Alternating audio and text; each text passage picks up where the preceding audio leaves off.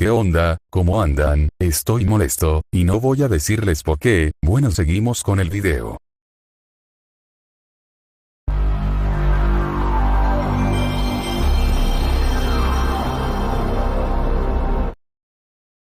El PlayStation 2 siendo la consola más vendida de todos los tiempos, siendo la más pirateada y siendo el reproductor de DVD más barata en su tiempo, es recordada por muchos, por recuerdos muy buenos de él, o teniendo juegazos que varios jugaron y explotaron a la máquina al máximo.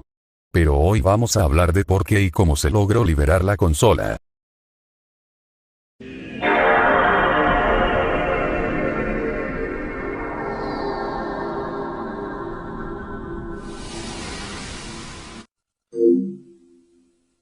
La piratería siempre ha existido dentro de la industria de los videojuegos, siendo cartuchos piratas siendo de la NES o modificaciones de un chip de la PlayStation 1. Pero nunca alcanzó la repercusión de la PS2 y su infinidad de juegos mod, los vendedores preguntando si quieren chipeada o no y Sony intentando evitar la piratería. Estos temas dejó la era de esta consola. La PS2 saliendo en el año 2000 y teniendo un catálogo de 16 juegos como FIFA o Tekken, teniendo el mercado solo para él y trayendo el formato de videojuegos en DVD, teniendo mayor almacenamiento y siendo más cómodo para los desarrolladores. Como ya saben, esto sería un éxito, vendiendo en toda su vida de la consola, 155 millones de unidades.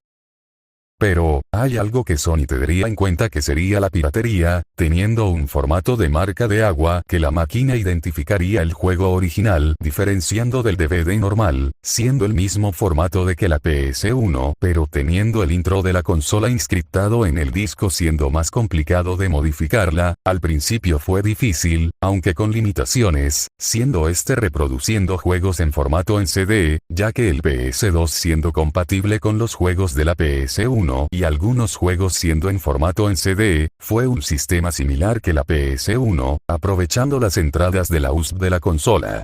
Siendo el Neo Key uno de estos, siendo una opción de piratear la consola en esos tiempos. Aunque con el tiempo, todo tipo de disco era permitido. Pero luego llegaron los chips. Siendo uno de ellos el chip Messiah que hizo esto, siendo una versión temprana de estos chips, siendo difícil de instalar, pues al ser primitivo, se le instalaba con demasiados cables, siendo más complicado y cobrando la instalación. Pero al salir varias versiones de como el chip Matrix o el chip Toxic, siendo estos funcionales desde una web, siendo los más conocidos y más compactos en la instalación, era una mejor opción en ese entonces. Estos chips lo que hacía era engañar al sistema haciéndole creer que la inscript del disco esté en él.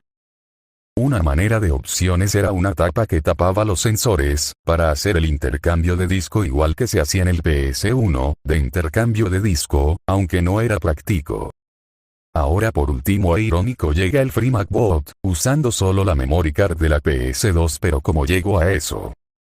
Sony para parar la piratería, llegó a sacar actualizaciones para el PS2, en formato físico, mediante un disco en Japón, pero había un detalle.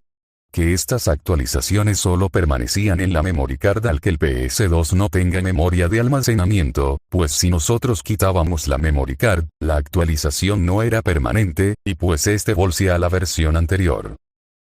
Sería un error de Sony, dándole vía libre que saquen varias versiones modificadas del sistema haciéndoles pasar por actualizaciones, aunque con este método no se podía leer discos piratas, buscaron una forma que los discos sean pasados por películas, para que pueda leerlo, aunque la otra opción es todo interno los juegos instalados, tipo como el sistema Gen de PS3.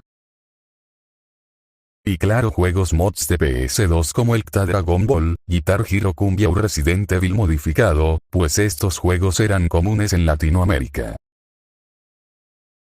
Y bueno, Sony sacaría una versión para Latinoamérica pero ese es otro tema. Igual gracias por ver.